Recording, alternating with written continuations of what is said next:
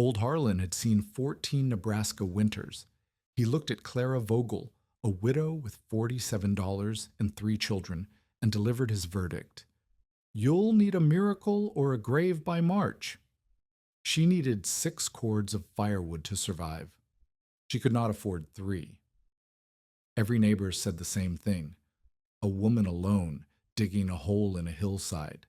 Her children would freeze. On January 12th, 1888, the temperature dropped to 42 degrees below zero. 235 people died across the Great Plains.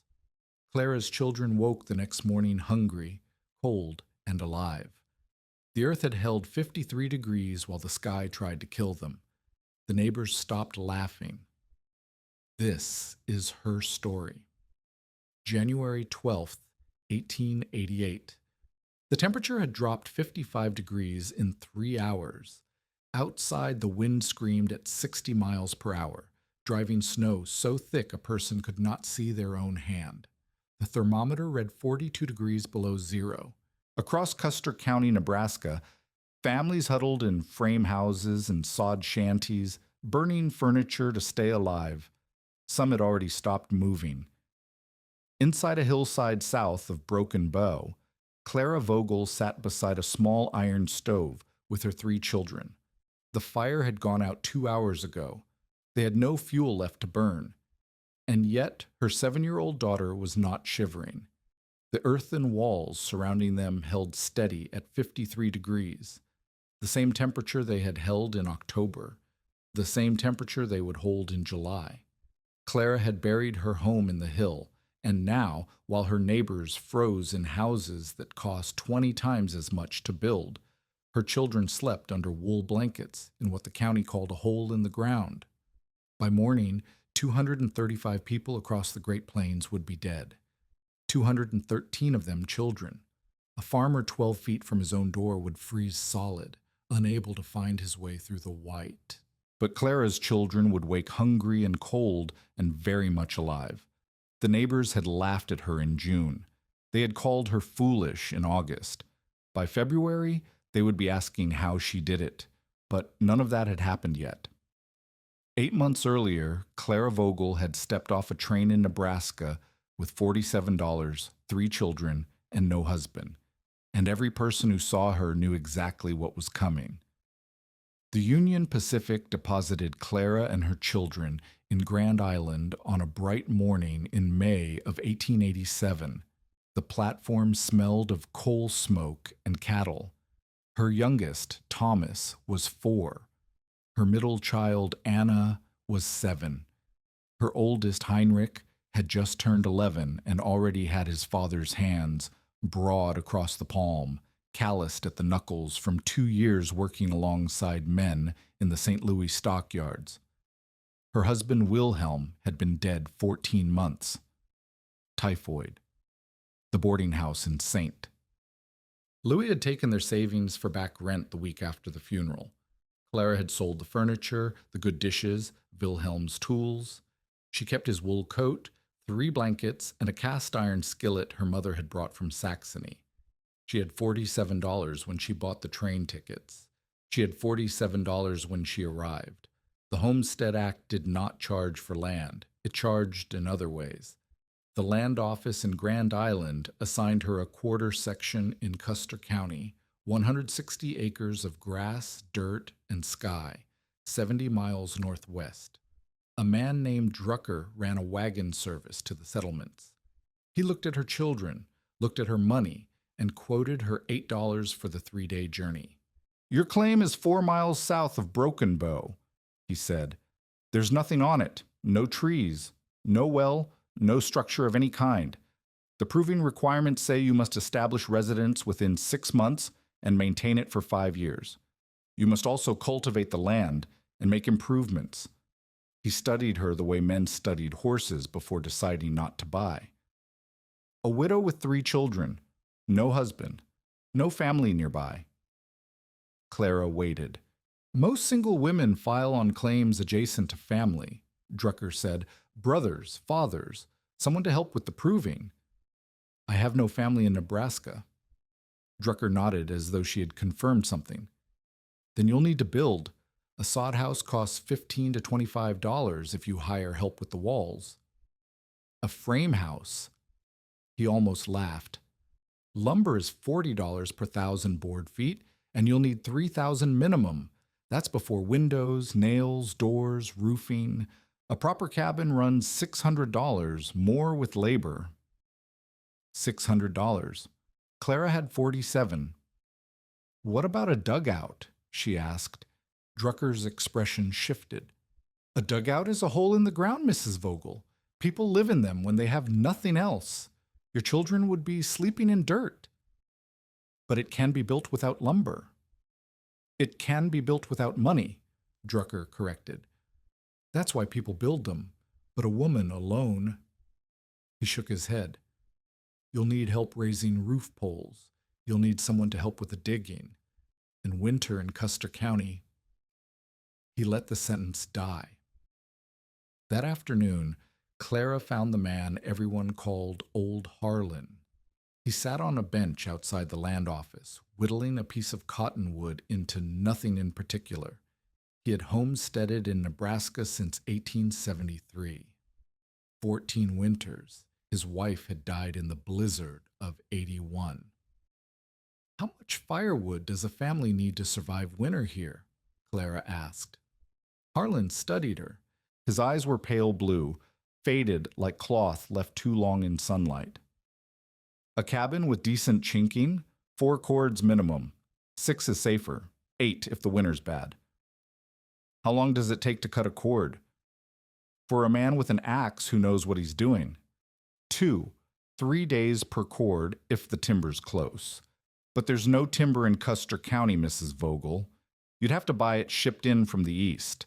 $3 a cord plus freight, or you burn buffalo chips and cow dung and pray the coal don't settle in too deep. Clara did the math.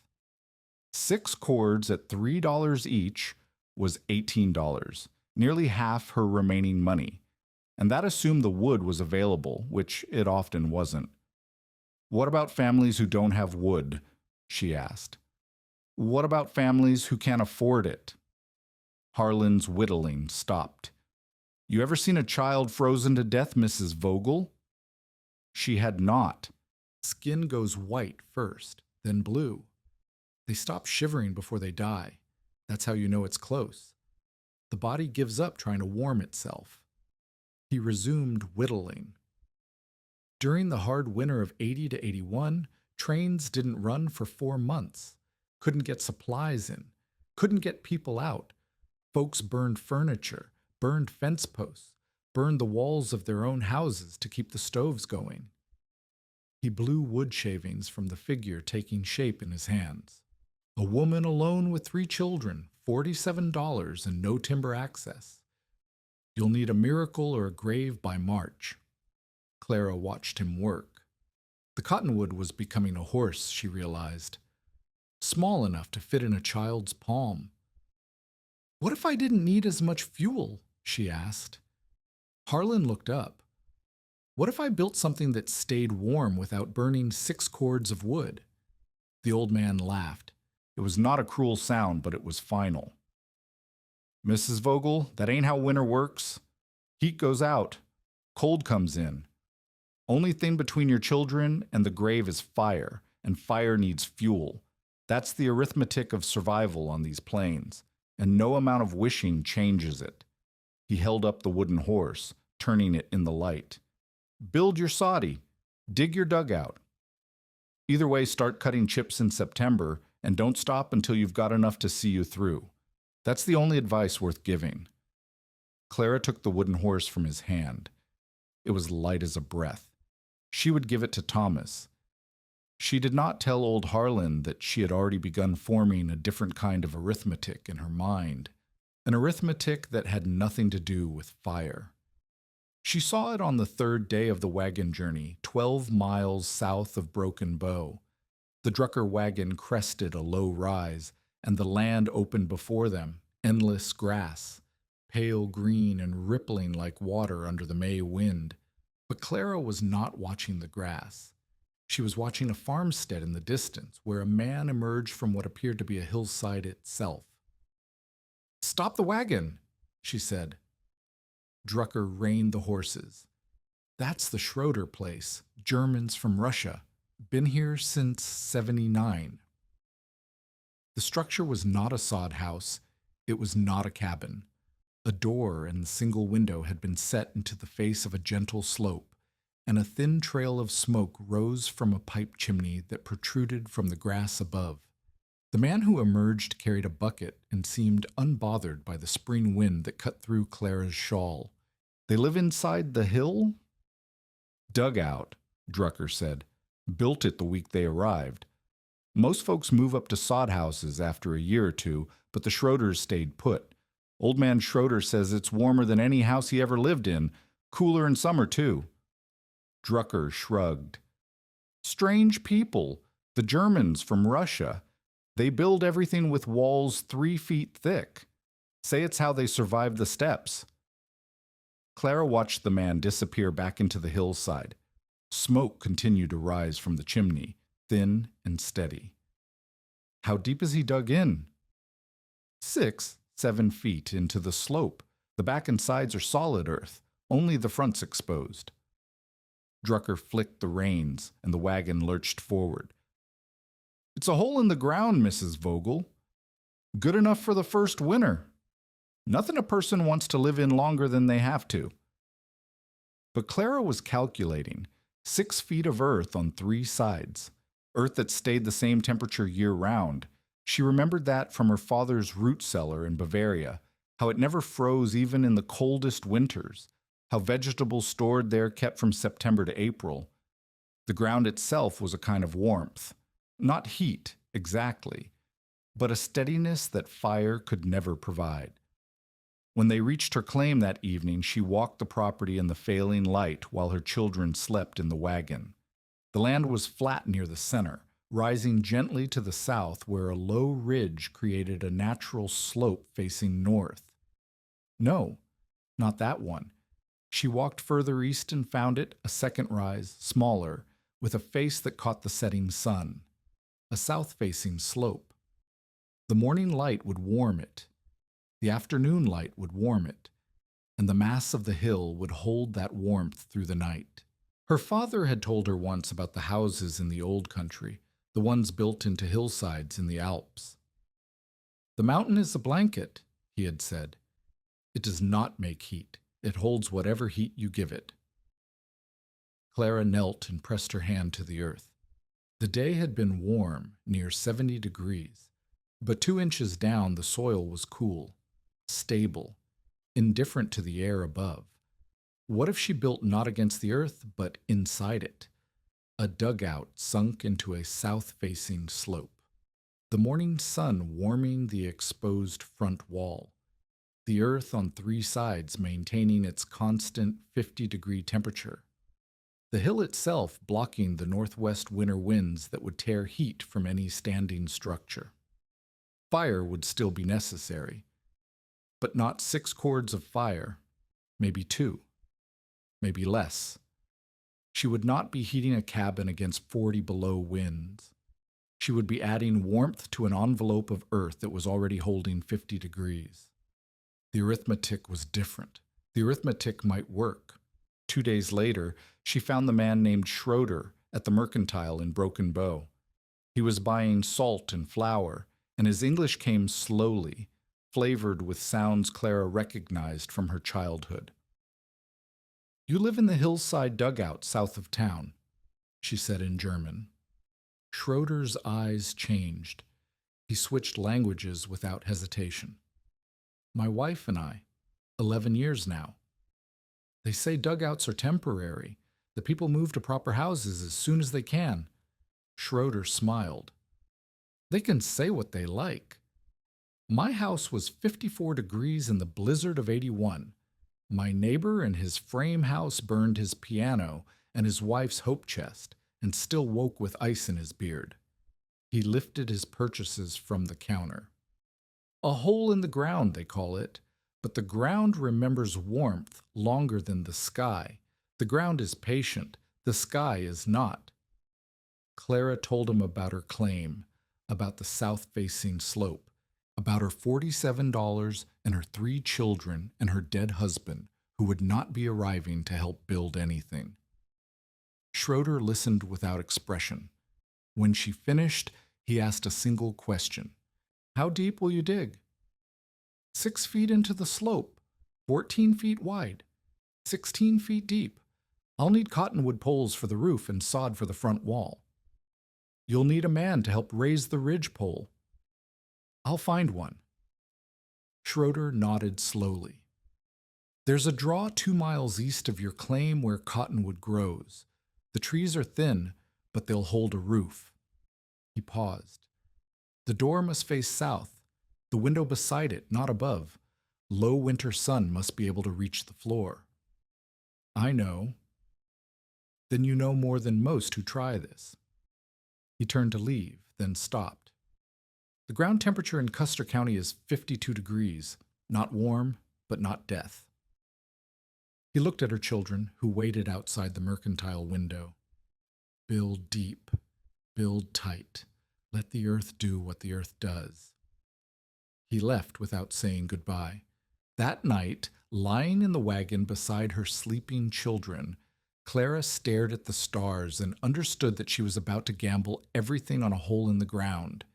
If she was wrong, if the science her father had taught her did not hold, if the earth of Nebraska behaved differently than the earth of Bavaria, her children would freeze.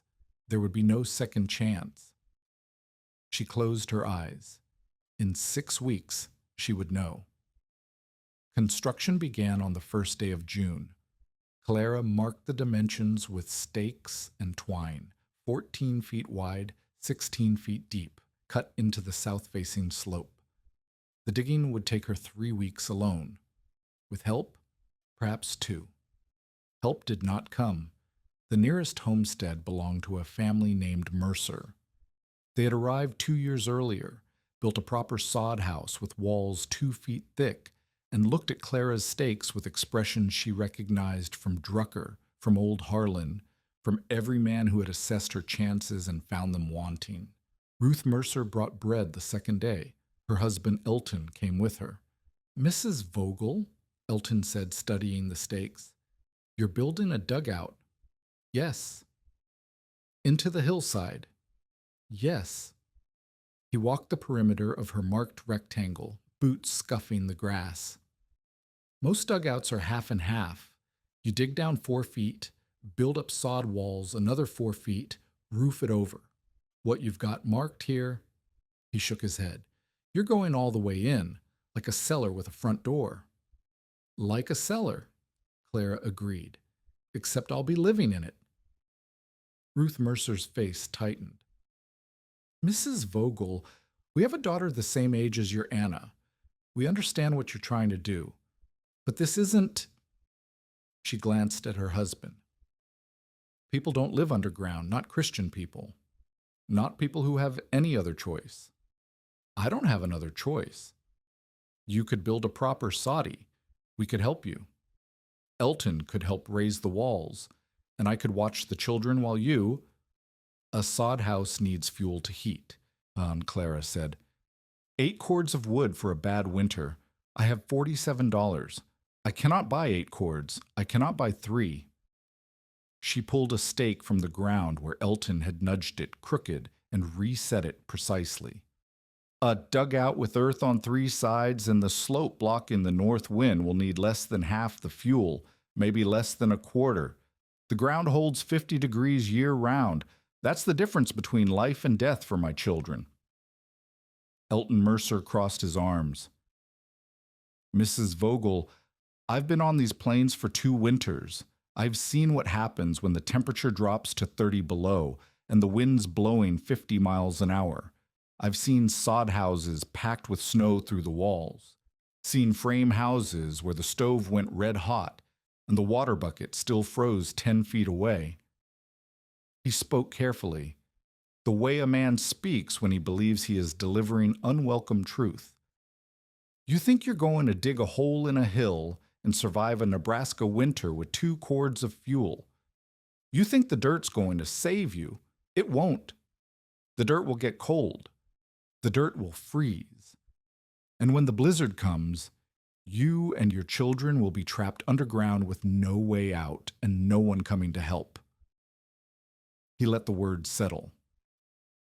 I've seen what frozen children look like, Mrs. Vogel. I helped bury 3 of them in '81. I don't want to bury yours. Clara met his eyes. Then help me build. Help me prove it works. If I'm wrong, you'll have every right to say so. If I'm right, you're not right. The arithmetic doesn't work. The arithmetic is all I have, Mr. Mercer. The arithmetic and the earth and 6 weeks of digging. She picked up her spade. I start today. The Mercers left without another word. Ruth looked back once, her expression caught between pity and something harder. They did not return. Word spread through the small community of homesteads south of Broken Bow. The German widow, the hole digger, the woman who thought she could outsmart winter with a burrow like a prairie dog. A man named Aldous Carpenter rode out to her claim in the 2nd week of June. He owned the general store in Broken Bow and held liens on 1/3 of the homesteads in the county. When crops failed, Carpenter extended credit. When credit couldn't be repaid, Carpenter acquired land. He sat on his horse and watched Clara dig while Heinrich carried buckets of earth to the growing mound beside the excavation. Mrs. Vogel.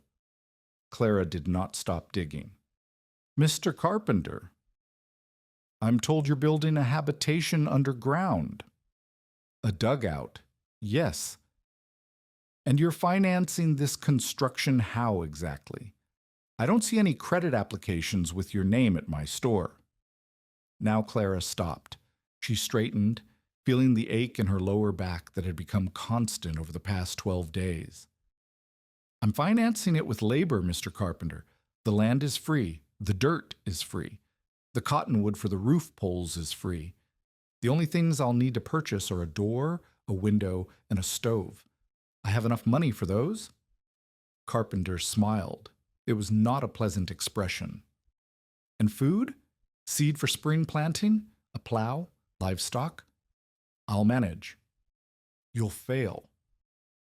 He said it without malice, the way a man states the time of day.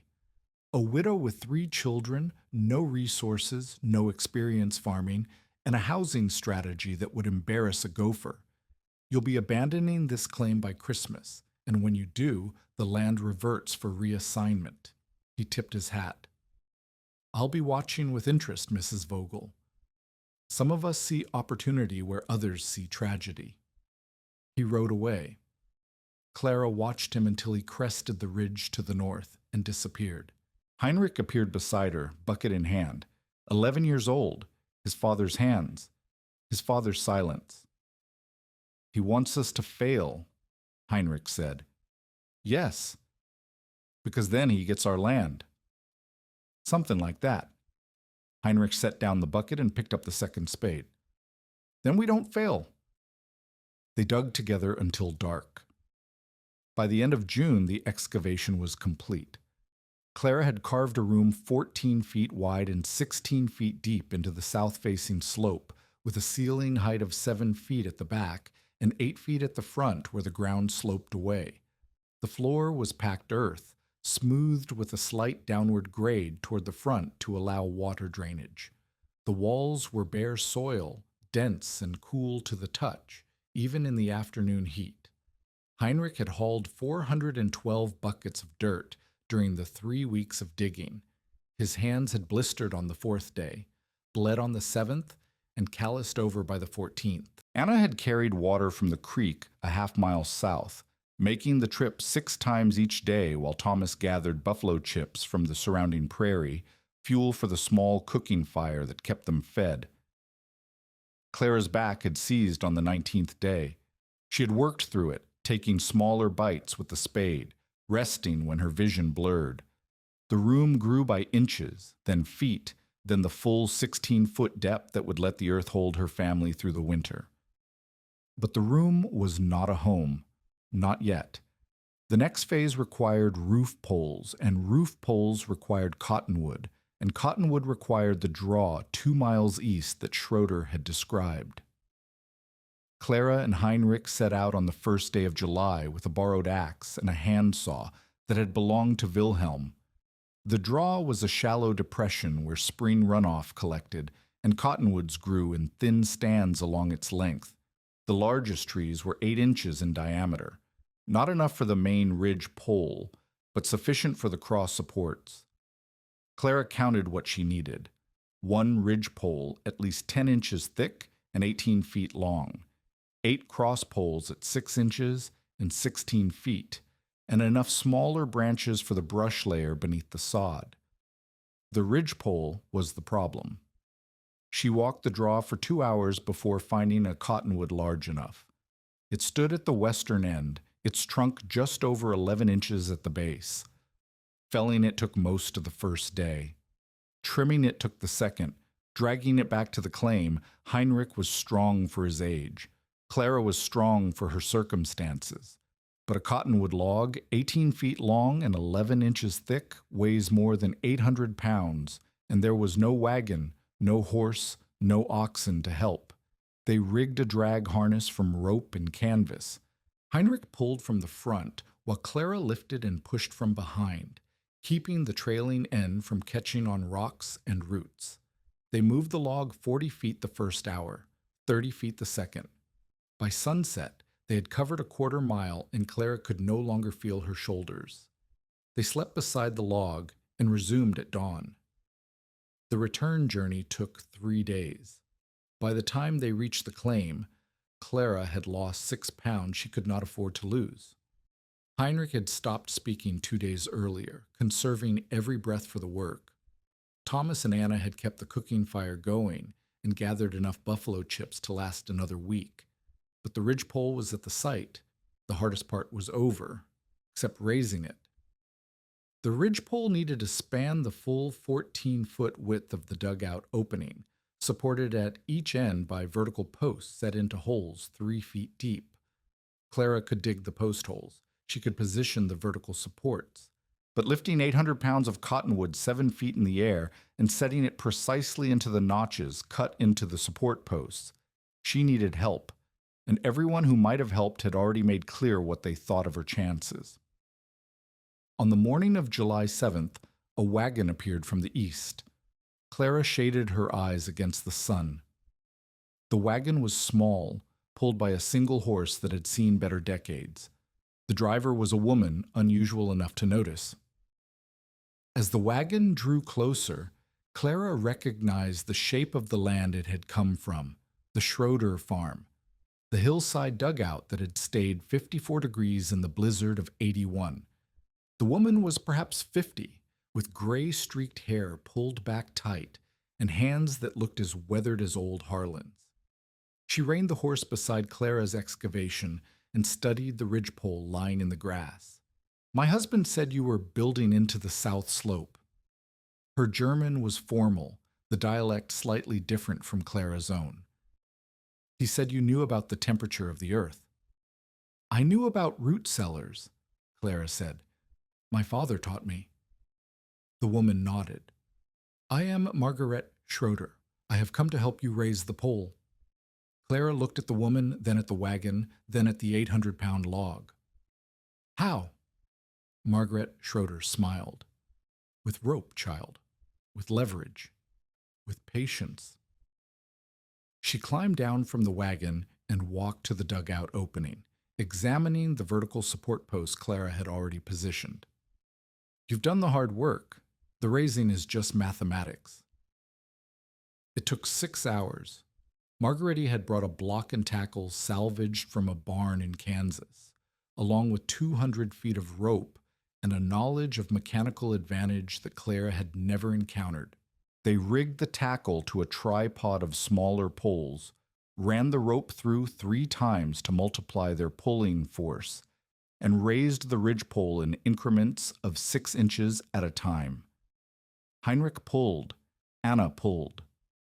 Thomas watched with wide eyes as the massive log rose inch by inch until it settled into the notches 8 feet above the floor of what would become their home. When it was done, Margrethe Schroeder sat in the grass and accepted a cup of water from Anna. "My husband and I raised our ridgepole alone," she said. "It took 2 days and nearly killed us both. I told him if I ever met a woman building alone, I would bring the tackle." She finished the water and stood. "You will need sod for the front wall and brush for the roof layer. I cannot help with the sod. My back is not what it was, but the brush is light work. I will return in 2 weeks with my husband to help lay the roof." Clara did not know what to say. "Why?" Margrethe looked at the ridgepole, solid in its notches, holding the promise of shelter against the winter that was coming. "Because I lived in a dugout when everyone told me I was a fool. Because the earth kept my children alive when fire could not. Because someone helped me once, and now I help you." She climbed back onto her wagon. "Build your front wall 2.5 feet thick," she said. "No less. Pack the sod tight. Whitewash the inside walls to keep the vermin down and the light up, and put your window beside the door, not above it. The winter sun is low. It must reach the floor to warm the room." The wagon rolled east. Clara watched it until it disappeared. Then she turned to her children. "We have 6 weeks until the first frost," she said. "Let's build a wall." The sod work began on July 10th. Clara had studied sod construction in the weeks before beginning her dugout. The process was straightforward but brutal. Cut bricks from the prairie grass, each one 12 inches wide by 4 inches thick by 3 feet long, weighing 50 pounds of roots and soil. Stack them like masonry, grass side down, staggering the joints to create a wall that would hold against wind and time. For the front wall of her dugout, Clara needed a structure 14 feet wide and 8 feet tall, with openings for a door and window. At 2.5 feet thick, that meant roughly 300 sod bricks. 300 bricks at 50 pounds each. 15,000 pounds of earth to cut, carry, and stack. She began each morning at dawn. The spade sliced through the root mat with a sound like tearing cloth, each cut requiring her full weight on the blade. The bricks came up in heavy slabs that she rolled onto a makeshift sled, a sheet of canvas stretched over willow branches, which Heinrich dragged to the construction site. 12 bricks the first day, 15 the second. By the end of the first week, she could feel the muscles in her forearms separating from the bone. Heinrich worked without complaint. His hands had calloused past blistering. The skin across his palms was yellow and hard as saddle leather. Anna took over the water hauling entirely, adding trips to the creek to wet down the sod bricks after stacking. Moisture helped them bond together into a solid mass. Thomas gathered chips and watched and sometimes asked when the house would be finished. "Soon," Clara told him, "before the snow." The progress was measurable. That was the thing that kept her going. Each evening she counted the bricks stacked in the front wall and calculated what remained. End of week 1, 84 bricks, 28% complete. End of week 2, 171 bricks, 57%. The wall grew in visible increments, each layer darker than the one below as the exposed sod dried in the August sun. Old Harlan rode out on August 3rd. He sat on his horse and watched Clara stack the 214th brick into place. The wall was 6 feet high now, with the door frame set and the window opening roughed in. From inside the dugout, you could see the shape of a room, earthen walls on 3 sides, sod wall on the 4th, open sky above where the roof would go. "You're still here," Harlan said. Clara set the brick and reached for the next. "I'm still here." Most people who start a project like this quit by August. Too hot, too hard, too much work still to do. I have children. So did most of the people who quit. Clara straightened and looked at the old man. He was holding the wooden horse he had carved back in Grand Island, turning it in his fingers the way he had that first day. I found this in my pocket, he said. Thought your boy might want it. Clara remembered. She had taken the horse from his hands and forgotten it on the bench outside the land office. She had been too busy calculating to remember a toy. He would like that. Harlan tossed it down to her. Your walls look solid. Your door frame is plumb. The roof poles are good cottonwood. They'll hold weight. He paused. Schroeder helped you raise the ridge pole. His wife. Same thing. They're good people. Stubborn, but good. He gathered his reins. You know the first cold snap usually comes in October, sometimes late September if the weather turns. That gives you 6, maybe 7 weeks to finish the roof, seal the walls, stockpile fuel, and lay in food stores. I know. The Mercers are saying you won't make it. Carpenters already filed papers to claim your land when you abandon it. I know that too. Harlan nodded slowly. I was wrong about you, Mrs. Vogel. I said you'd need a miracle or a grave. I'm starting to think you might not need either. He turned his horse. Finish the roof before September. Get your stove in before the first frost, and for God's sake, stockpile more chips than you think you'll need. Earth temperature or no earth temperature, you're still going to need fire to cook and comfort. He rode north toward Broken Bow. Clara pocketed the wooden horse and returned to the bricks. 214 down. 86 to go. The Schroeders returned on August 8th. The front wall was complete, 14 feet wide, 8 feet tall, 2.5 feet thick, with a proper door frame and a window opening that Margaret approved with a single nod. The sod had dried into a solid mass that felt like stone when Clara pressed her palm against it. The inside was dark and cool, lit only by the empty window opening, smelling of earth and grass and the promise of shelter. Now came the roof. The structure was simple in concept. The ridge pole ran down the center of the dugout, 8 feet above the floor at the front and 7 feet at the back where it met the hillside. 8 cross poles spanned from the ridge to the earthen walls, creating a skeleton that would support the weight of sod and soil. Across the cross poles went a layer of willow branches and brush, dense enough to prevent the sod from falling through. And on top of the brush, 2 layers of sod bricks covered with 6 inches of earth from the excavation pile, sloped to drain rainwater away from the entrance. In practice, it was 3 days of exhausting labor. Carl Schroeder, Margaret's husband, was 71 years old and built like a root vegetable, gnarled, compact, seemingly indestructible. He climbed onto the cross poles with the agility of a man half his age and directed Heinrich in the placement of each brush bundle while Clara and Margaret cut sod and hauled it up by rope. The first layer of sod went on the afternoon of the second day. The second layer followed by sunset. The earth covering took most of the third day, with Carl using a wooden frame to gauge the slope and ensure proper drainage. When they finished, Clara stood outside and looked at what they had built. From the south, you could see a sod wall with a door and window set into a hillside. The roof was invisible. It was the hill itself, grass already beginning to take root in the fresh earth covering. From any other direction, the dugout vanished entirely.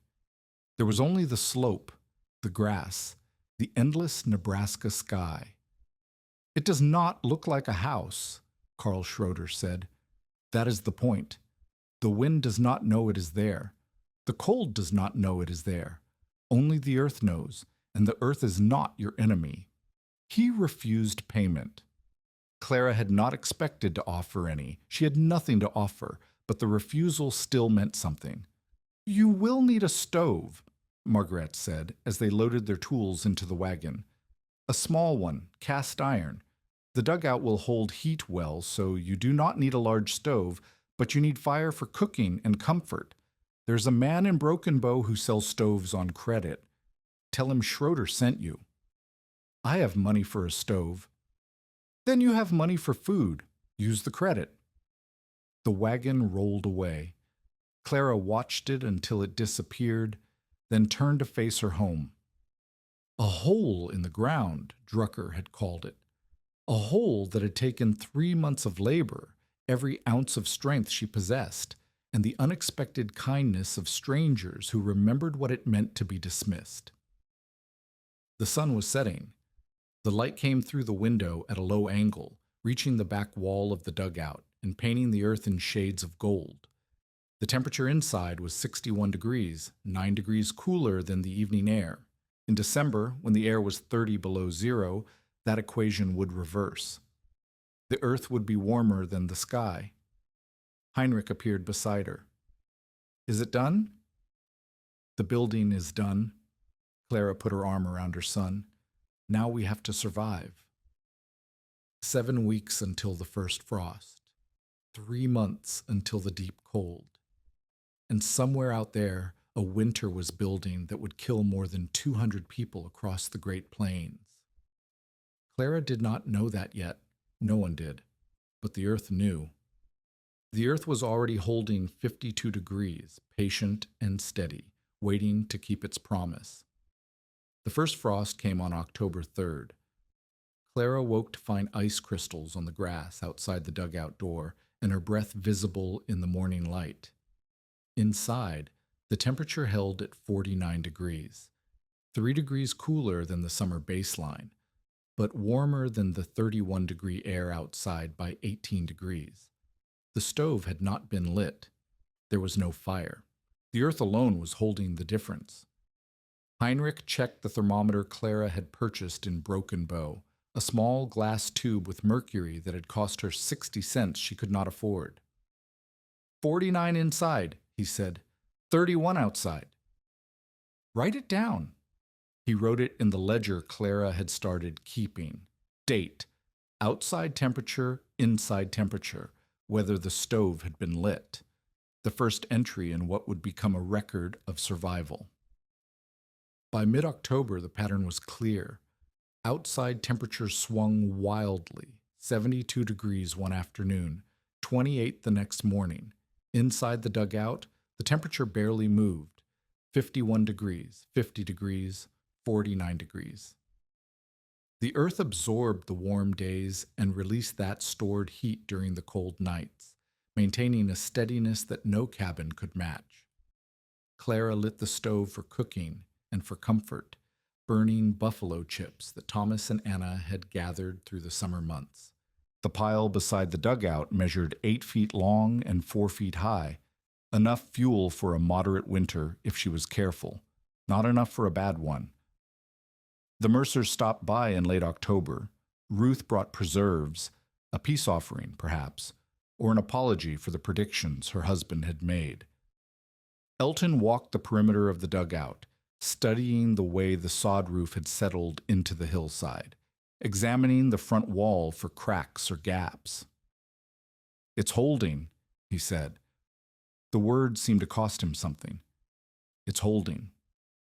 The real cold hasn't come yet. Elton met Clara's eyes. December, January, February, that's when we lose people. Temperatures drop to 30 below, 40 below. Wind chill makes it worse. A storm can last 3 days, 5 days, a week. He paused. Your walls look solid. Your fuel supply is adequate. But adequate isn't the same as sufficient, Mrs. Vogel. When the blizzards come, adequate gets people killed. Clara did not argue. She knew the limits of her preparation.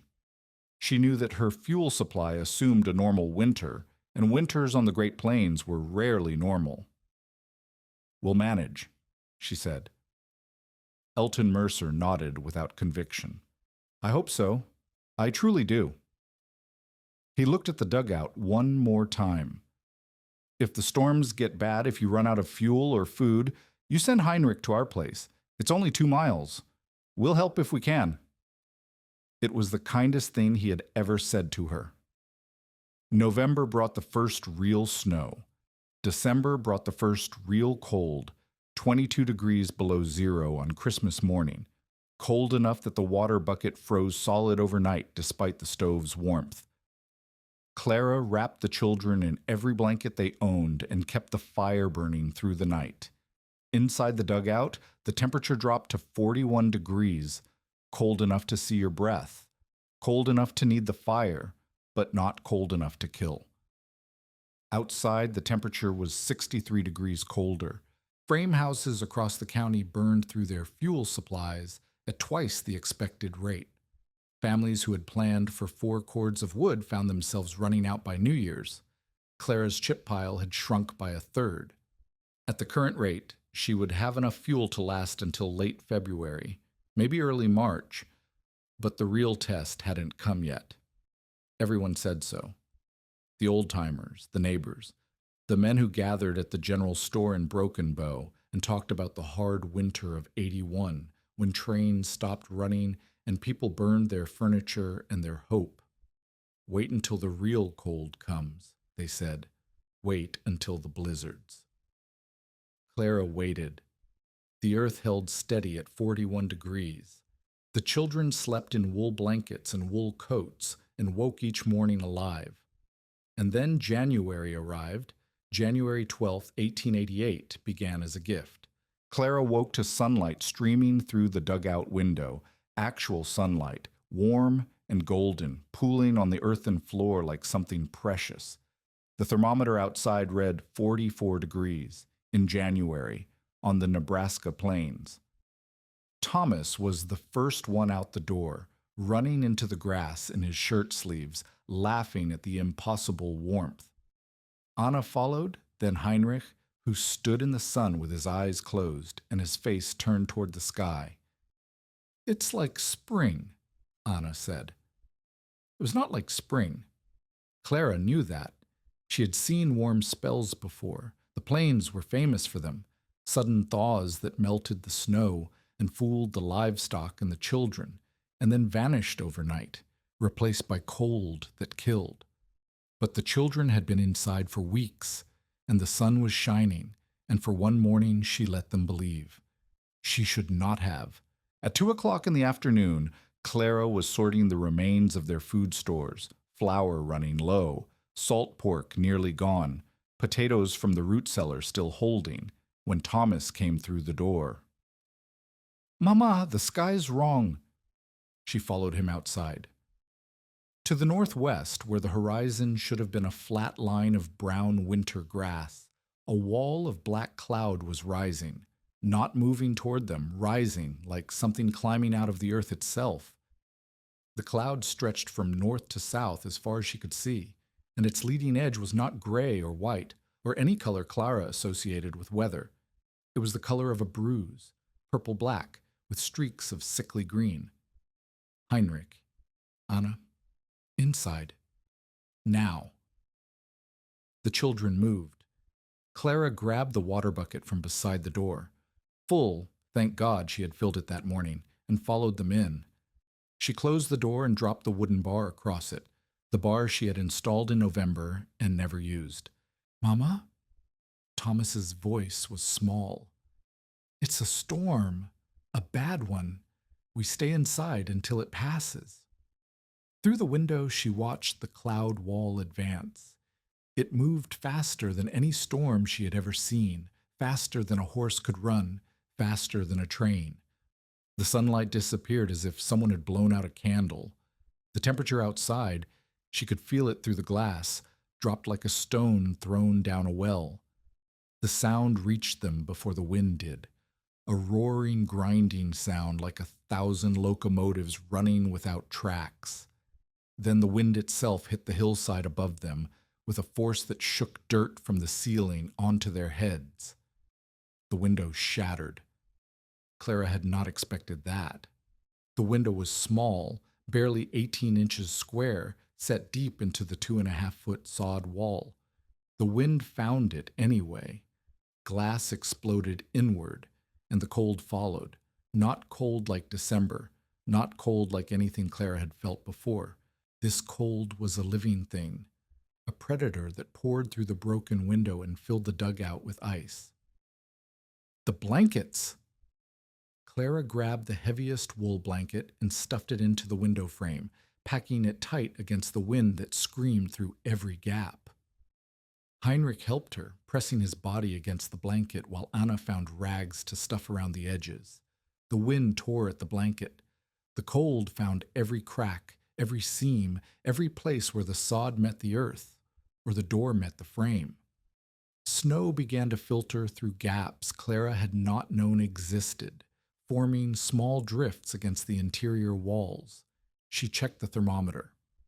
The one outside the window was gone, torn away, or buried, or frozen, but the one inside showed the temperature dropping. 41 degrees, 39, 36. Clara lit the stove. The buffalo chips caught slowly, reluctant to burn in the cold air that filled the room. She fed them carefully, building the fire the way her father had taught her, small fuel first, then larger pieces, letting each layer catch before adding the next. The iron stove began to glow, orange at first, then red, radiating heat that pushed back against the cold. Outside, the world was ending. She could not see through the blanket-stuffed window, but she could hear. The wind was not gusting. It was constant, a sustained shriek that made conversation impossible. The children huddled together on the bed, wrapped in every piece of cloth they owned, watching Clara feed the fire with eyes that held questions she could not answer. How long would this last? Was the fuel enough? Would the walls hold? Clara did not know. No one could know.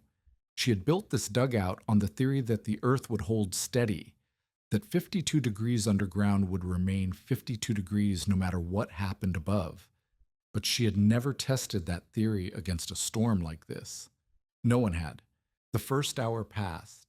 The temperature inside stabilized at 33 degrees, cold enough to freeze water, but not cold enough to freeze flesh. The earth walls were doing their work, insulating against the impossible cold outside, but the broken window and the gaps in the door were bleeding heat faster than the small stove could replace it. Clara calculated.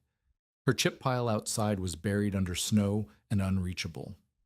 The chips she had brought inside that morning, a day's supply, maybe two, were stacked beside the stove. If the storm lasted longer than 2 days, she would have to choose between fire and freezing. "Mama!" Heinrich's voice was steady, but his lips were blue at the edges. "How cold is it outside?" Clara did not know. The thermometer was gone, but she had heard stories about the hard winter of '81, when temperatures dropped to 40 below, and the wind made it colder still. Wind chill, the old-timers called it, the way moving air stripped heat from anything it touched. A person caught in that wind would freeze solid in minutes. "Cold enough that we stay inside," she said.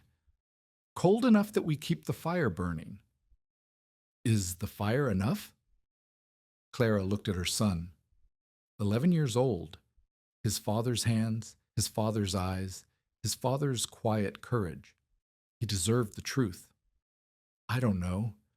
But the walls are holding. The earth is holding. We built this right, Heinrich. Now we find out if right is enough." The second hour passed. The third. The wind did not weaken. The cold did not ease. Clara fed the stove with chips and counted what remained. Enough for tonight. Maybe enough for tomorrow morning. After that, a sound cut through the wind. Not the roaring she had grown accustomed to, but something higher, sharper. A scream. Human. Close. Clara moved to the door before she could think. Heinrich grabbed her arm. "You can't go out there. Someone's in trouble. You can't see. You can't breathe. You'll die 10 feet from the door." He was right. She knew he was right. The stories from '81 were full of people who had died within yards of their own homes, lost in the white, unable to find their way back. Ole Olsen Teislin, 70 years old, had frozen to death 12 feet from his own door after going out to check on his livestock. 12 feet. But the scream came again. Closer now. Not from the open prairie, from somewhere near the hillside itself. Clara grabbed the rope they used for hauling water and tied one end around her waist. If I'm not back in 2 minutes, pull me in. She opened the door. The wind hit her like a physical blow, knocking her back into the dugout. Snow drove into her face, into her eyes, into her nose and mouth, choking her before she could draw breath. The cold was beyond anything she had experienced, not a temperature, but a force, an assault that found every exposed inch of skin and began killing it immediately. She could not see. The world was white, absolute white, the kind of white that contains no shapes, no shadows, no information at all. She reached forward and felt nothing. She took a step and felt the rope tighten behind her. "Here!" she screamed into the wind. "This way!" The wind tore the words from her mouth. She screamed again and again until her throat was raw and her lungs burned with cold. A shape emerged from the white, small, child-sized, moving wrong. Clara lunged forward, grabbed, felt fabric and flesh. She pulled the shape toward her, toward the door, toward the rectangle of orange light that was the only visible thing in the entire white world. The rope at her waist went taut. Heinrich pulled. Clara pulled. The shape came with them. They fell through the door together, and Heinrich slammed it behind them. The shape was a boy, maybe 8 years old. His face was white, not pale. White, the color of paper, the color of snow itself. Ice crystals had formed on his eyelashes and in his nostrils. His lips were not blue but gray, and his eyes were open but not seeing. "The stove," Clara said. "Get the blankets off the bed." They wrapped him. They held him near the fire. Clara rubbed his hands between her own, trying to force warmth back into flesh that felt like cold clay. The boy did not respond. His breathing was shallow, barely visible, the slow respiratory rhythm of a body shutting down. "Who is he?" Anna whispered. Clara did not know. One of the homestead children, probably. There were a dozen families within 5 miles, each with children who had walked to school that morning in their shirt sleeves, not knowing what was coming. School. The schoolhouse was 3 miles west. The teacher was a young woman named Royce who boarded with the Hendricks family. If the children had been in school when the storm hit, Clara pushed the thought away. There was nothing she could do. The boy in her arms was the only person she could help, and he was slipping away despite everything she tried. "Talk to him," she told Anna. "Keep talking. He needs to hear voices." Anna talked. She told the boy about the dugout, about how her mother had built it, about how the earth stayed warm when everything else was cold. She told him about Thomas's wooden horse and Heinrich's calloused hands and the way the morning sun came through the window and painted the floor gold. She talked until her voice was hoarse, and then Heinrich talked, and then Thomas, who was only 4, but told the boy about the buffalo chips and how they didn't smell bad when they burned, not really, not if you got used to it. Sometime during Thomas's monologue, the boy's eyes focused. "Where?" His voice cracked. He swallowed and tried again. "Where am I?" "Safe," Clara said. "You're safe." The boy's name was Peter Hendricks. He was 9 years old. He had been walking home from school when the storm hit. The teacher had dismissed them early, thinking the children could make it home before the weather turned.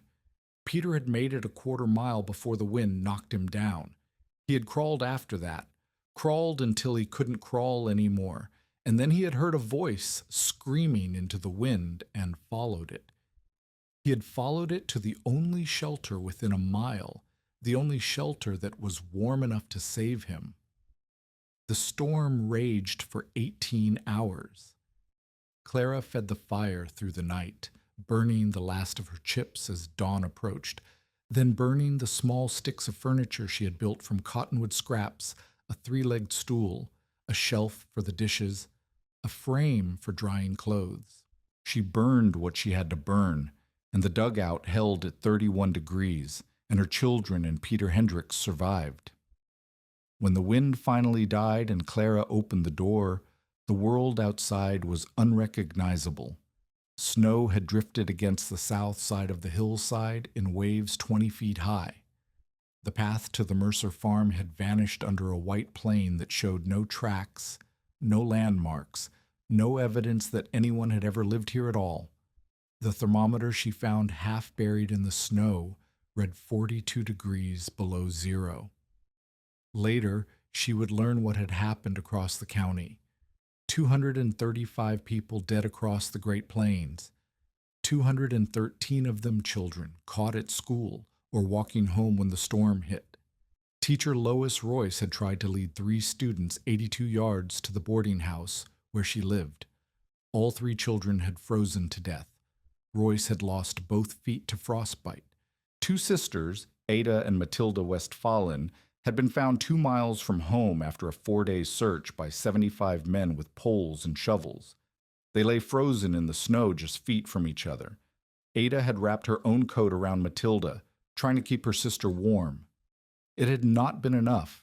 Without shelter, nothing was enough. But Clara's children were alive. Peter Hendricks was alive. The dugout had held 31 degrees while the world outside dropped to 42 below. The arithmetic had worked.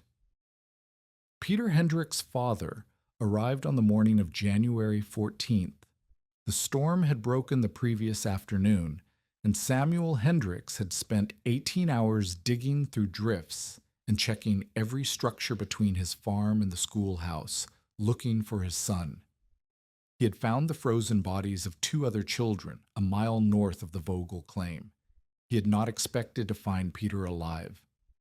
When Clara opened the door and Samuel saw his son standing beside the stove, wrapped in wool blankets with color in his cheeks and breath in his lungs, he did not speak. He crossed the room and gathered Peter in his arms and held him while his shoulders shook with sobs that made no sound. Clara stepped outside to give them privacy. The world was blindingly white, the snow sculpted into impossible shapes by the wind. Her chip pile was buried. Her water bucket was frozen solid. The dugout's sod roof had held, but the window would need to be replaced, and the gaps in the door frame needed reinforcement. She had work to do. She always had work to do. Samuel Hendricks emerged an hour later, his arm around Peter's shoulders. The boy moved slowly, his feet still painful from the frostbite that had nearly claimed them, but he moved. He would keep his toes. He would walk again. Mrs. Vogel. Samuel's voice was rough. I don't know what to say. You don't need to say anything. My son would be dead. He would be lying in the snow like the Westphalen girls, and I would be digging for his body right now. He looked at the dugout, at the sod wall, the earth-covered roof, the hillside that had blocked the wind while exposed structures crumbled. I thought you were foolish. We all did. A woman building a hole in the ground, talking about earth temperatures and thermal mass. We said you'd freeze. We said your children would die. I know what you said. We were wrong. The words came hard, dragged up from somewhere deep. You were right. This, he gestured at the dugout, this saved my son. Clara looked at the structure she had built. 3 months of labor, 400 buckets of earth, 300 sod bricks, blistered hands and a seized back, and the slow accumulation of a shelter that everyone had dismissed. The earth did the work, she said. I just listened to what it was telling me. Samuel Hendricks left with his son. He returned 2 days later with lumber, enough for a new window frame and glass to fill it. He refused payment. You saved my son, he said. This is not a debt I can repay, but I can do this much. The Mercers arrived the following week. Elton walked around the dugout twice, examining the walls, the roof, the way the structure had survived the storm that killed their neighbor's milk cow and collapsed the lean-to they had built for equipment storage. His sod house had held, but the walls had absorbed moisture during the storm and now showed cracks that would need repair before the next freeze. Ruth carried bread and preserved vegetables, the last of their stores, Clara suspected, given freely despite their own hardship. "You were right," Elton said. He did not look at Clara when he spoke. "The earth temperature, the south-facing slope, the way the hill blocked the wind, you calculated something the rest of us missed." "I calculated what I had to," Clara said. "I couldn't afford to be wrong." "None of us can afford to be wrong. We're just—" He stopped, searching for words. "We're not used to listening to a widow with $47 tell us how to build." Ruth set the bread on Clara's small table. "What he's trying to say is that we're sorry. We should have helped you. We should have trusted that you knew what you were doing." Clara looked at the woman who had called her construction unchristian, at the man who had predicted frozen children and an abandoned claim. They stood in her dugout now, surrounded by earthen walls that held 50 degrees while the outside air hovered near zero. "I don't need apologies," Clara said. "I need neighbors who will help me dig out my chip pile." Elton Mercer actually smiled. "That we can do." They dug together, Elton, Ruth, Heinrich, Clara, excavating the buffalo chips from under 8 feet of drifted snow. The work was hard, but the company made it lighter. By the time they finished, Clara had enough fuel to last until spring, and Ruth was asking questions about earth temperatures and thermal mass and how deep you had to dig before the ground stopped freezing. Old Harlan appeared in early February. He rode up on the same tired horse he had ridden the previous spring, dismounted stiffly, and stood looking at the dugout for a long time. Clara waited by the door. "I told you that you'd need a miracle or a grave," Harlan said finally. "I was wrong." "You were trying to be honest." "I was trying to be right, not the same thing." He pulled something from his coat pocket, another wooden horse, larger than the first, carved with more detail. "For your boy, the one with his father's hands." Clara took the horse. The wood was smooth, polished by hours of careful work. "I've lived on these plains for 15 years, Harlan continued. "I've seen 3 killing winters. I've buried neighbors who did everything right and still froze because the fire went out and the walls weren't thick enough and the wind found every crack." He nodded at the dugout. "You built something different. You built something that doesn't need fire to survive. That's not a small thing, Mrs. Vogel. That might be the most important thing anyone's built in this county." Clara thought about the nights she had spent calculating, the days she had spent digging, the moment she had decided to trust the earth more than the sky. "The earth was already here," she said. "I just learned to use it." Harlan mounted his horse. "That's what all the best builders say." He tipped his hat. "You'll have visitors this spring, people wanting to see how you did it. Tell them the truth. Tell them about the temperature and the slope and the thickness of the walls. The more of them that build like you, the fewer funerals we'll have next winter." He rode away.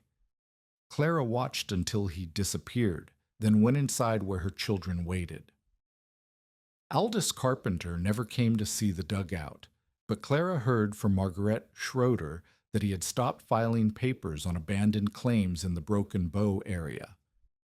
Too many homesteaders were proving up their land, she said. Too few were failing. Clara did not feel triumph. She felt only relief and the bone-deep exhaustion of a woman who had gambled everything and won. Spring came slowly to Custer County. The snow melted in stages. First, the exposed drifts, then the packed ice in the hollows, then finally the white armor that had encased the prairie for 3 months.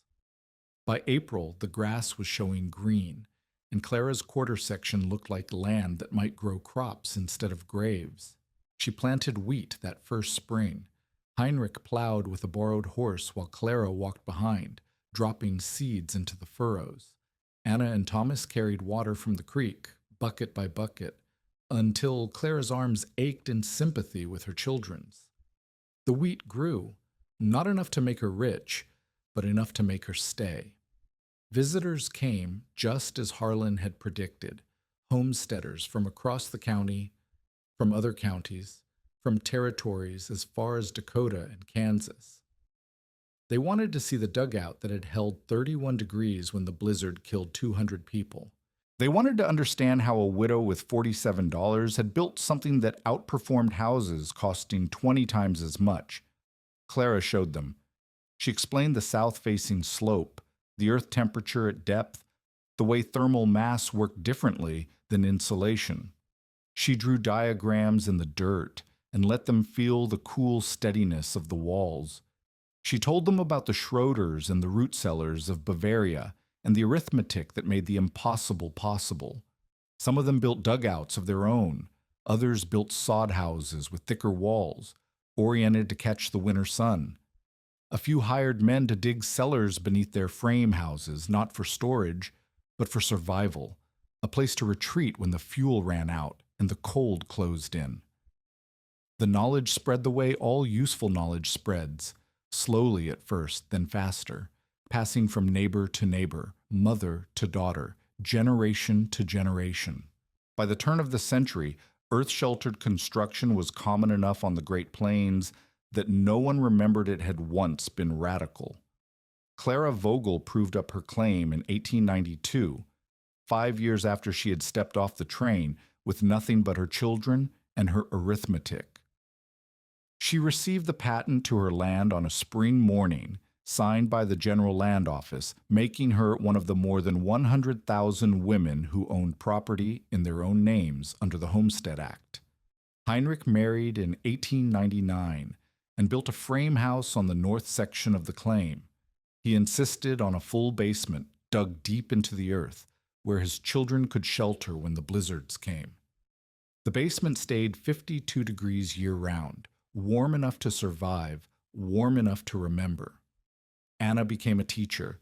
She taught in a schoolhouse with walls 3 feet thick and a root cellar beneath the floor, and she never dismissed her students early when a storm was building. Thomas kept the wooden horses, both of them Harlan's gifts, until he was an old man with grandchildren of his own. He would tell them stories about the winter of '88, about his mother's impossible shelter, about the night a boy crawled through the white and found the only warmth for miles. Clara lived in the dugout until 1903, when her children finally convinced her to move into Heinrich's frame house, with its deep basement and modern conveniences. She was 61 years old. She had spent 16 winters in the earth, and she had never lost a child to the cold. The dugout stood empty after that, used for storage and shelter during summer storms. Grass grew over the sod roof until it was nearly invisible, just a door in a hillside, a window catching the morning light, a memory of what had been possible when a woman listened to the earth. In 1973, when the oil crisis made Americans think differently about energy and heating and the costs of keeping warm, a movement emerged. Earth-sheltered housing, they called it. Passive solar design. Thermal mass construction. The University of Minnesota published a book on the principles, the same principles Clara had learned from her father's root cellar and the Schroeder's hillside home, and it sold 250,000 copies. The experts who wrote those books did not know about Clara Vogel. They did not know about the German-Russian settlers who had built with walls 3 feet thick, or the widows who had dug themselves into hillsides because they could not afford to build any other way. But they had rediscovered what the frontier had known, that the earth is patient, and the earth is warm, and the earth will keep you alive if you trust it. Today, earth-sheltered homes dot the Great Plains and beyond. They use 80% less energy than conventional construction. They hold steady temperatures through blizzards and heat waves and all the chaos the sky can deliver. They work because the principles work, because the ground at 6 feet deep really does stay 52 degrees, because thermal mass really does outperform insulation, because the arithmetic Clara calculated in 1887 was correct. She did not know she was inventing anything. She thought she was surviving. Sometimes that is the same thing. January 12th comes every year. The anniversary of the Schoolchildren's blizzard passes mostly unnoticed now.